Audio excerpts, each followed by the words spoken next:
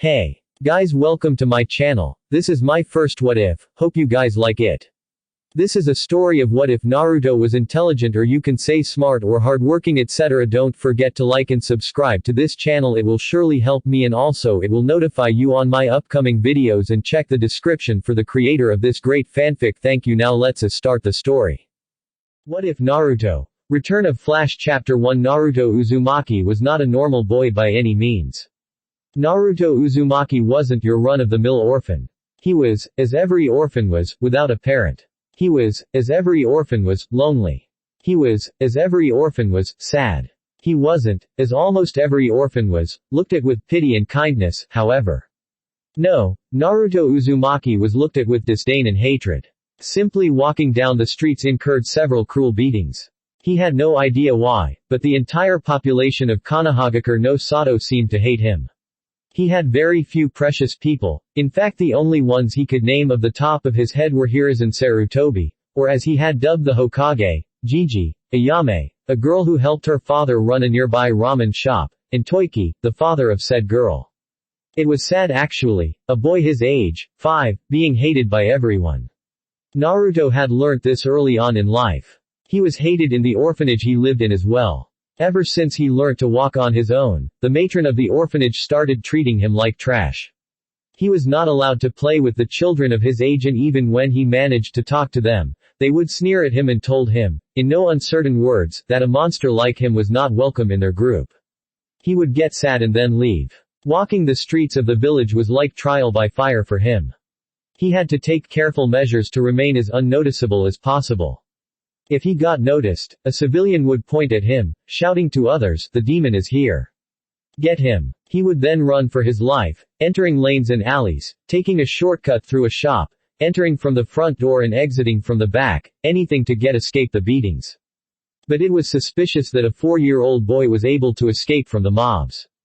What no one, including Naruto, knew that Naruto had some special quirks. Naruto had an eidetic memory, the ability to remember and recall anything he sees or hear once, in great detail. Naruto loved to read books, but didn't know why he could recall every page of the book, down to the exact words.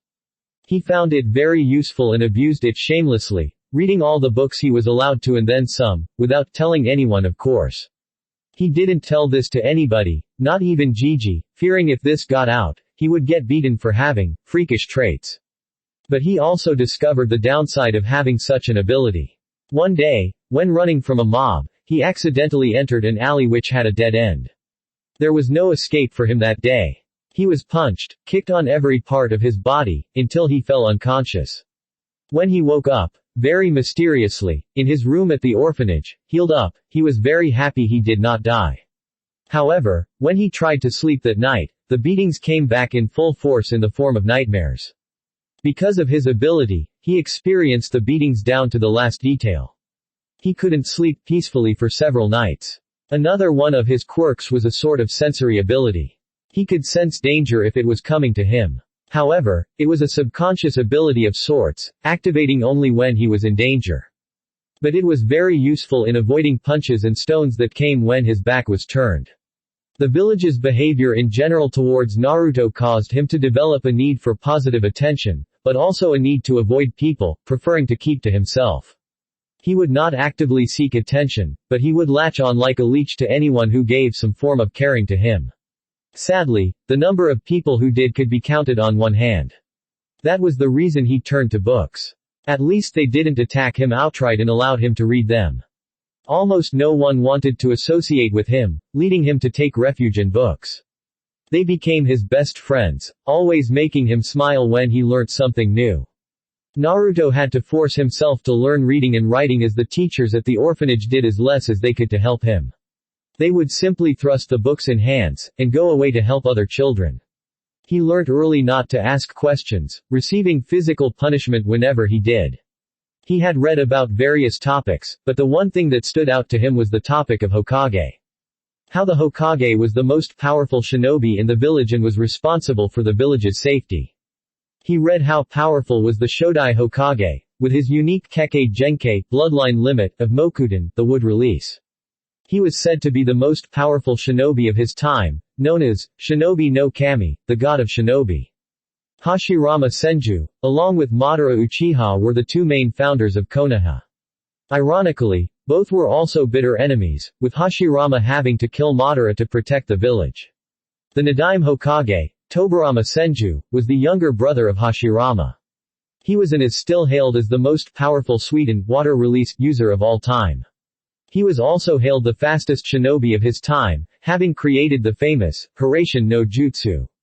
He was the one who started the Ninja Academy. Naruto took a liking to him as he loved anything that was even remotely associated with speed.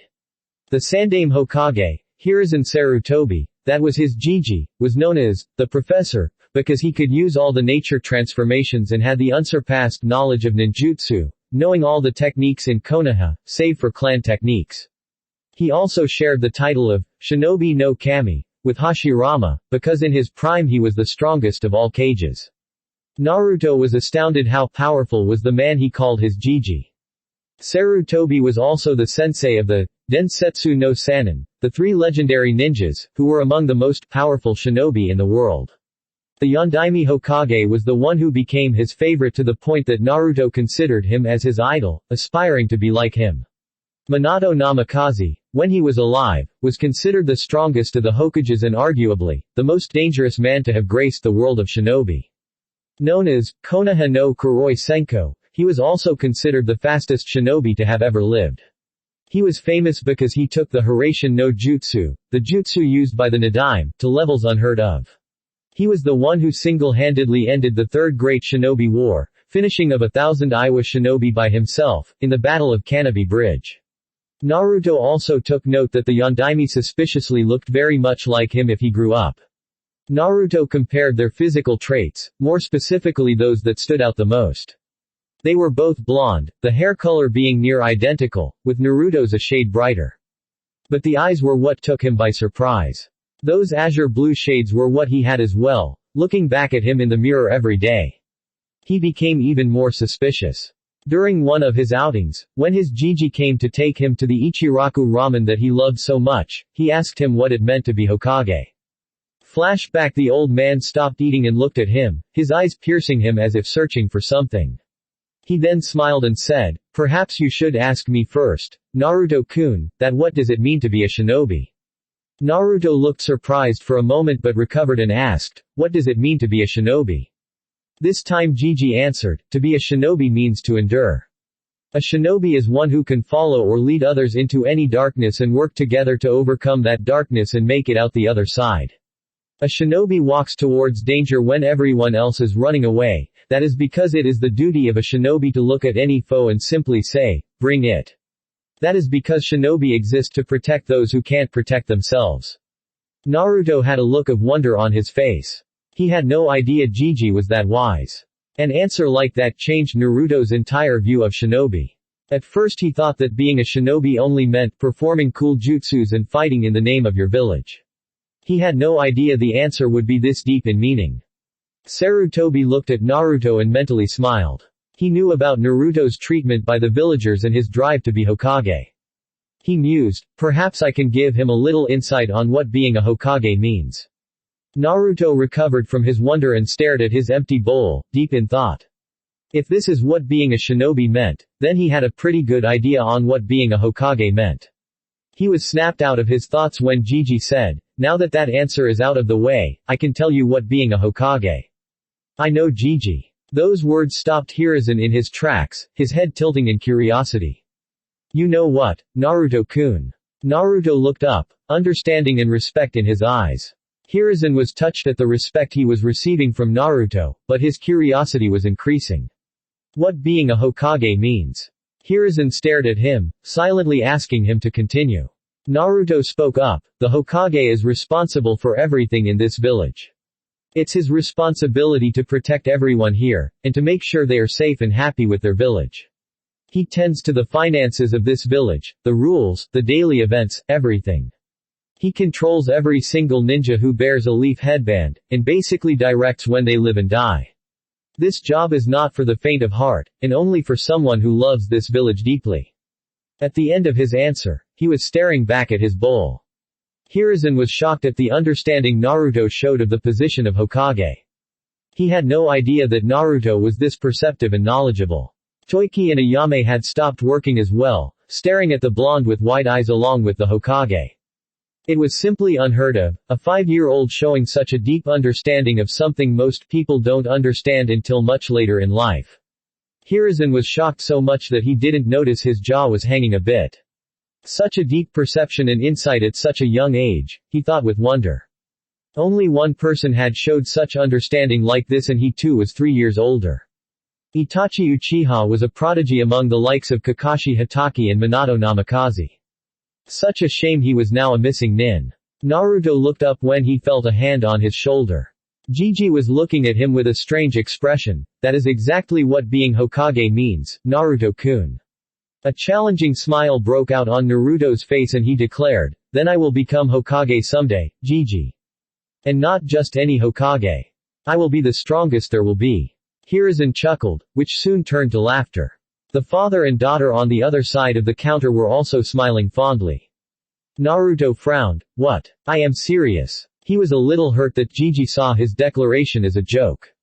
Hiruzen soon calmed down, smiling fondly at the boy. He remembered another Uzumaki who used to say the same thing. But he had a strong feeling that Naruto would be right. He ruffled Naruto's head. "I know Naruto-kun, I have no doubt you will." Flashback end. Ever since that day, Naruto studied even more rigorously and beginning physical training as well. Granted, a 4-year-old such as him could not do much, but he did his best. He ran 4 rounds around the village, did every exercise he could think of and practiced his kunai and shurikenjutsu. He took those weapons by sneaking into the practice grounds and collecting them. To his surprise, the art of throwing shuriken and kunai came very naturally to him. He started throwing after taking a book about weapons left behind on a training ground. He had shaken his head at the disrespect shown to the book, but took it with him anyway. Just 2 weeks of practice and he was throwing all bullseyes. That was not the only surprising thing. He had found that he could recover very quickly from physical exhaustion and wear and tear on his muscles.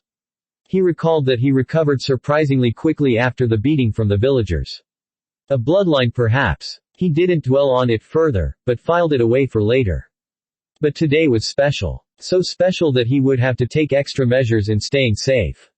Because today was his birthday, and he was just kicked out of the orphanage. Roaming in the streets, he suspected what would happen in the evening. Today was the day the villagers celebrated as the Kyuubi festival, the day the Yondaime defeated the Kyuubi and the day he would be beaten within an inch of his life or hunted and possibly killed. An epiphany struck him like lightning, causing him to suddenly stop in middle of the street. Yondaime. Kyuubi's defeat, treatment of the villagers, Demon Boy, Gigi's avoidance of the topic. No, he wouldn't. Naruto ran from the street, meandering between people with the grace of a seasoned dancer or flowing water. He ran like it was no one's business, reaching his favorite spot, the head of the Yondaime, in record time. Anyone who saw him, had flashbacks of another blonde running like a man possessed. I need to confirm whether it's true or not, he thought grimly, afraid of what he would find. He sat down on the head of the famed Hokage in a meditative posture and reached within, or rather, spoke within. Kyuubi, if you are inside me, I want to meet you, please. For a full 5 minutes there was no reply and Naruto was beginning to relax when something pulled on his mind. Naruto opened his eyes to find himself in a dark corridor. He narrowed his eyes. Is this my mindscape? He thought in disgust as he walked forward. He kept walking for a few minutes and stopped seeing some light at the end of the corridor. It seemed to pull him towards it. Time to find out what is at the end. With that thought, he walked again, stopping only until the end. It was a huge room, so large and vast it was that the ceiling was impossible to find. He looked around, his eyes seeing black stone and nothing more. But the elephant in the room was a large iron barred door, with a paper on it that said seal. He gazed at the piece of paper, resignation written in his eyes. His azure eyes looked past the cage, looking for what he knew was in the cage. He was just waiting for the Kyuubi to open his eyes. Based on what he had read, Kyuubi was a being of pure hatred and evil. A mindless beast capable of destruction on a scale hitherto undreamt of. But Naruto was skeptical when he read that. He might get to see it for himself now. A growl sounded from the cage, sending a breath of hot air in Naruto's face. Naruto steeled himself, in spite of the cage separating him from the beast within. An enormous red eye opened, causing Naruto to tense up. The eye looked at him, as if evaluating him. The eye then started to rise, causing Naruto to look up at the massive form. The Kyuubi had orange, silky-looking fur, with black markings around his eyes connected to his, funnily enough, rabbit-like ears. The upper body was humanoid, including the hands. The lower body was just like a fox, barring the 9 long swaying tails in the back. Fire was the closest thing they looked like. The red, slitted eyes looked him closely with a hint of malice. Naruto spoke first. "Thank you for answering my call, Kyuubi," he said with a nod. If Kyuubi was surprised, he didn't show it. Inside, however, he was mighty shocked. This was not the first thing he expected his jailer to say. He expected him to look at him with fear, asking whether he really was the Kyuubi, following with the denial of the possibility. He did expect him to thank him at all. He replied, "Think nothing of it. I'm surprised though, that you were able to figure it out so quickly." "Why aren't you surprised?" he asked with curiosity. Naruto sat down in front of the cage, which surprised the great Biju further. Naruto was showing that he was willing to relax in front of him. "Well, I was, for a few moments at least. But it wasn't that difficult to figure out. It is easy to create a plausible theory once you have all the relevant facts," he said, never breaking eye contact with the Kyuubi. Kyuubi raised a massive eyebrow, silently impressed with his host. His thought processes were very intelligent for someone who was only 5 years old. He was bold as well, bold enough to maintain eye contact with him. He also could not sense any fear from the boy. "Why aren't you afraid of me?" he asked him. Without a moment of hesitance Naruto answered, "Because you are misunderstood." This time surprise was visible on Kyuubi's face, which was quickly followed by anger. "What did you just say? Choose your next words very carefully," he growled out. Naruto wasted no time in answering. "In all the books I have read, they described you as a being of pure hatred. But that is only a one-sided understanding, isn't it?" he asked with a sad smile. Before Kyuubi could answer, Naruto continued, "Humans fear what they can't understand.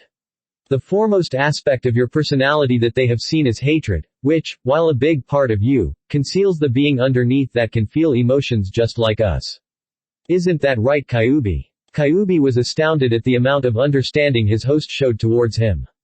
Perhaps he could. "What do you want?" Naruto looked at him with his azure blues, reminding Kyuubi of another set of blues that looked at him fearlessly before sealing him.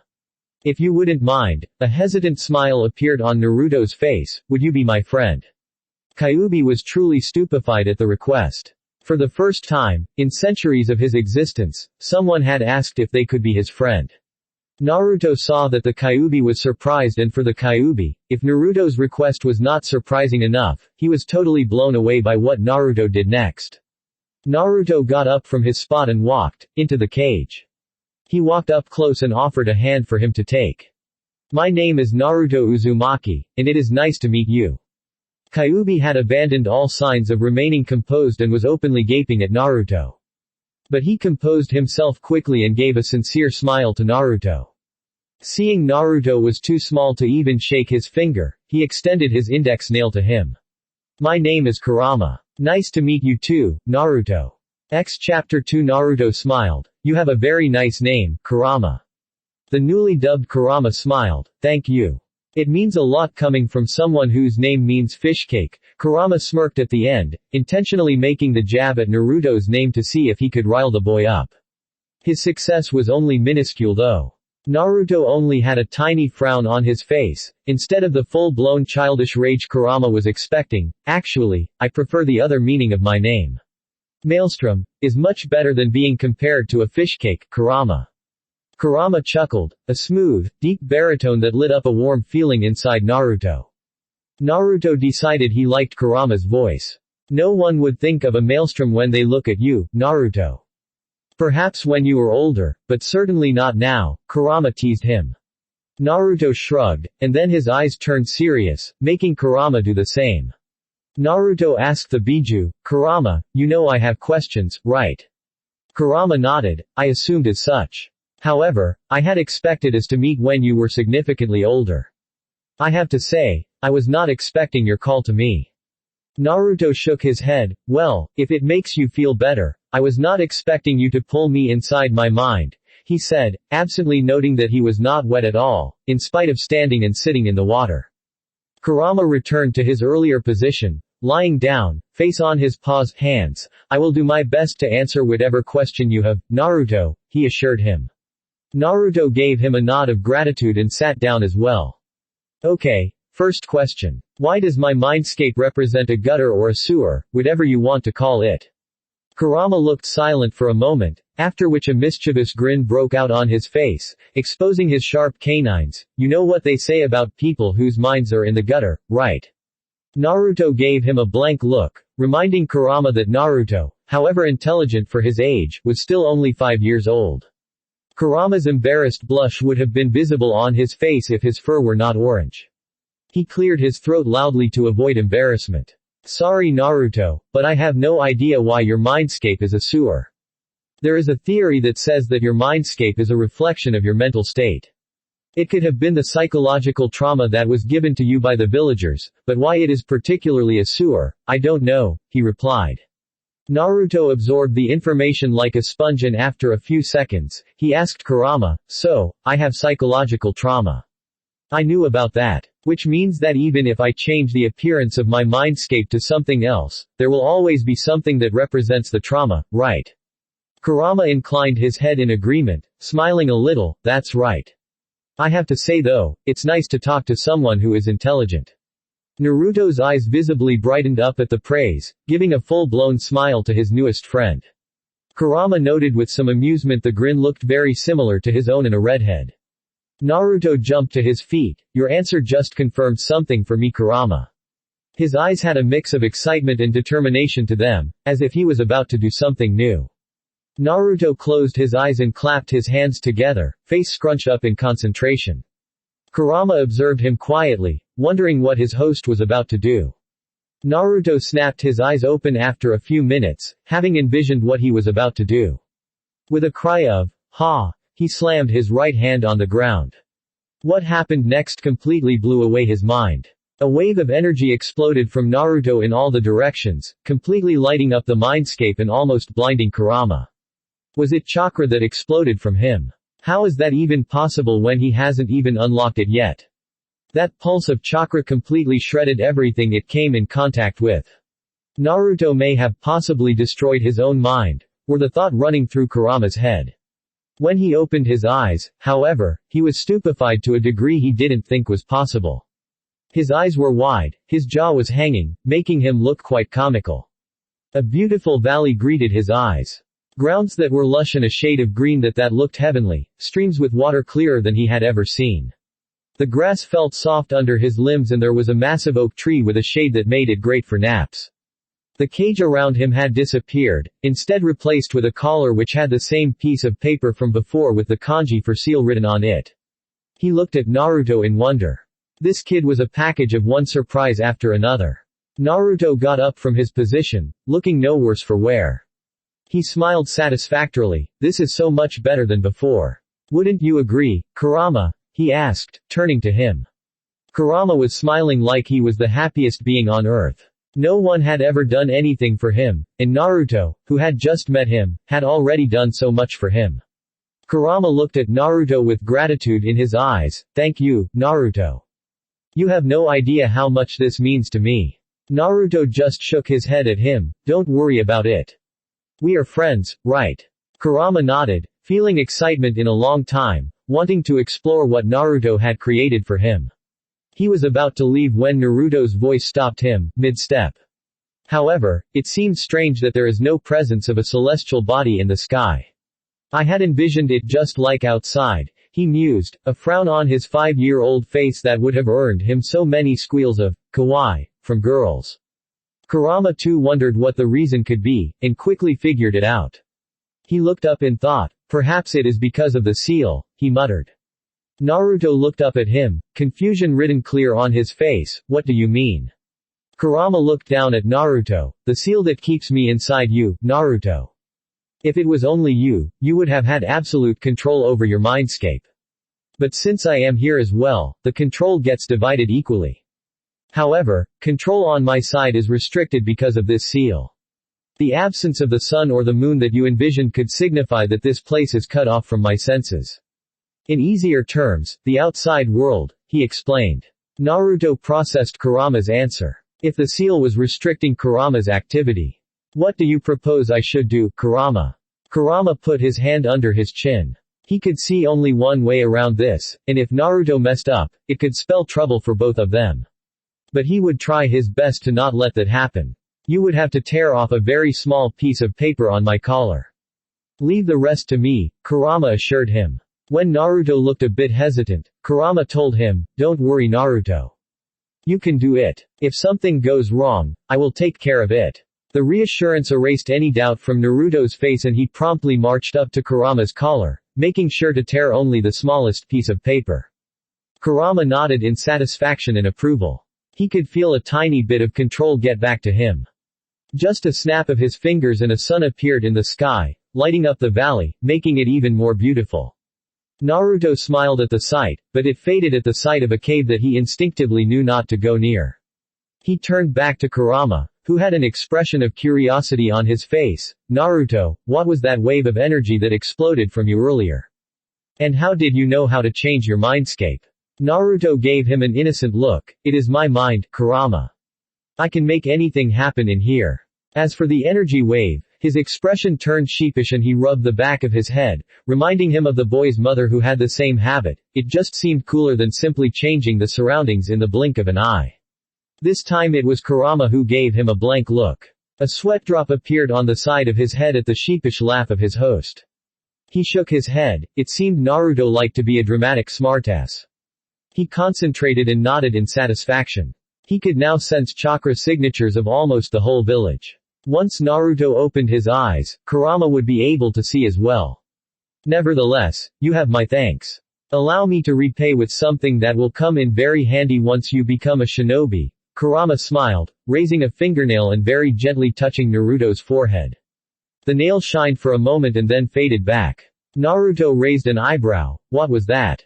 Kurama smiled mysteriously. Why don't you discover it yourself? I can feel several chakra signatures closing in on you. Time for you to open your eyes, Naruto. Naruto nodded and turned to leave, but froze. He slowly turned around and smiled embarrassedly. How do I leave? Kurama had to squash the urge to facepalm. It seemed that Naruto had his moments of stupidity every now and then. Just jump into the water, fishcake, he said exasperatedly. Naruto frowned at fishcake, but nodded and with a leap that was impossible for any child his age, jumped into the water. Kurama shook his head, amused. It was only because Naruto was in his own mind that he was able to do so. Perhaps I should have told him that he could get out with just a thought, he mused. Then he removed that thought immediately. Nah, it's too much fun messing with him. XXXXXXX Naruto opened his eyes slowly, without a hurry. He was thinking about what gift did Kurama give him when he felt it. Like something, someone was coming his way. He slowly turned his head around, face paling at the sight. Dozens of people, knives, clubs, crowbars in hand, excited expressions on their faces, shouting, "Today is the day you die, demon. We will finish what the Yondaime started, and we will avenge him." Naruto's expression had turned utterly horrified. There was only one way to get off the monument without falling splat on the pavement. Outrun and outmaneuver the mob. He wasted no time. He kicked up to his feet and immediately started running in a perpendicular direction to the mob. Since he had been running regularly for 1 year, he had built up some pretty good speed and endurance. His plan was to take a wide arc around the mob and as soon as it was behind him, hightail it into the streets where he could lose them. He took off into the forest, the mob following him closely behind. As he began to cut an arc around the mob, hairs on the back of his neck stood up, a clear sign of danger. However, unlike before when he could only detect danger, this time he could feel the direction the weapon was coming from. Naruto was an imaginative child. From where he had developed his imagination, no one knew. But there was one thing about his imagination that even he knew was not normal.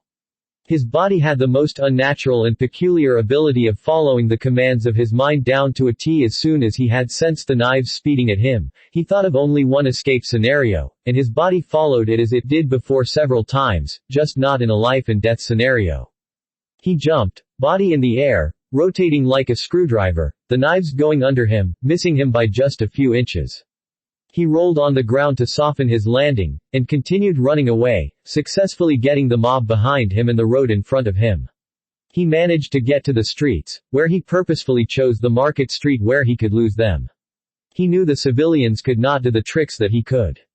He vaulted neatly over several carts without losing momentum, each time increasing the gap between him and the mob. He turned left at an intersection, and jumped up a wall, hanging on the other side until he was sure the sounds of the mob faded away. He jumped back on the road. He took a moment to catch a breath. If he was not mistaken, he had run at full speed for close to 3 miles. Impressive for a 5-year-old, the familiar voice of Kurama sounded in his head. Naruto looked surprised for a moment, but then shook his head. It was probably because of the change that he had done to the seal. He also chalked it up to adrenaline that he had run so far and fast. That was a lot difficult than he had imagined, but he blamed it on his clothes. An orange jumpsuit stuck out like a sore thumb among the masses. It was as if he had stuck a piece of paper behind his back saying, "Kill me." The blonde hair wasn't helping either. But then again, he had nothing else to wear. The keepers at the orphanage looked very satisfied when they had given him the jumpsuit. They probably wanted him to be spotted in case he attempted to hide from a mob. Too bad they underestimated him. So deep he was in his musings that he didn't notice he had entered an area of Konoha no one had taken a stroll in for at least 5 years. He looked when he saw he was standing before the gates of a beautiful mansion. "Naruto, open the gates of the mansion. Let's explore." Kurama's excited voice sounded in his head. Naruto shook his head. "I would be an idiot to even touch the gate. Can't you see all the seals engraved on it?" Kurama insisted. "Do it. Who knows, you might get a surprise." Naruto frowned at the behavior of the fox, but followed his advice anyway. He placed his hand on the seal of the gate and closed his eyes, as if waiting to be blown up. He didn't notice the seals glow slightly. He opened his eyes when nothing happened. Tentatively, he pushed the gate and to his surprise, it opened easily. The seals must be malfunctioning if a strange like me could enter in here, he thought. The mansion was beautiful. It was a traditional 2-story mansion, surrounded by lush, green grounds. There was even a small pond with clear water in front of the house. Whoever this house belongs to must be insanely wealthy, he thought with wonder. Money was something that was rarely available to him. He decided not to dwell on it further. As he approached the front door, he began to think it was a bad idea coming here. What if someone spotted him? What if he accidentally activated a trap? He cautiously turned the doorknob, hearing it click open. He opened the door fully, seeing the dark living room with a sofa and comfortable chairs. He turned on the light, surprised that electricity still flowed in the circuits of the house. But it was all covered in a thick layer of dust. The owner has been gone for a long time, but why? He wondered. As he turned in the direction of the fireplace, he stopped short at what he saw. The first thing that caught his eye was the uniquely shaped kunai embedded in a stone slab placed on top of the fireplace. Every shinobi or to-be shinobi worth his or her salt would recognize the tri-pronged kunai. It was the Yondaim's kunai. He now knew that this house belonged to the deceased Hokage. Crap. He had just broken into the Yondaim's house. Double crap. He was just about to turn tail when Kurama's voice sounded in his head, "What's that?" He turned around again, seeing the portrait above the fireplace for the first time. It was Minato Namikaze, decked out in full Hokage uniform, along with a beautiful redhead wearing a high-collared, sleeveless blouse under a long, loose-fitting dress with a wristband on her left wrist and standard shinobi sandals. A medium-sized bulge on her stomach made him realize that she was pregnant. But that was not what caught his eye. The redhead was waving a peace sign, with a very familiar grin. The same one he wore whenever his mischievous tendencies surfaced or when he was really happy. Her face was also very similar looking to his own. Her exquisite violet eyes were shaped just like his eyes. With a jolt, the pieces of a puzzle that he could never solve arranged themselves, forming a long sought-after answer. Blonde hair, Azure blue eyes. The familiar grin. Same shape face. Identically shaped eyes. He had just found out the identities of his parents. Congratulations, kid. You finally found them. Kurama's smooth voice was softer this time. Thanks for listening. I hope you guys liked it. Don't forget to subscribe and leave a like for more what ifs and support the author. See you guys in the next video.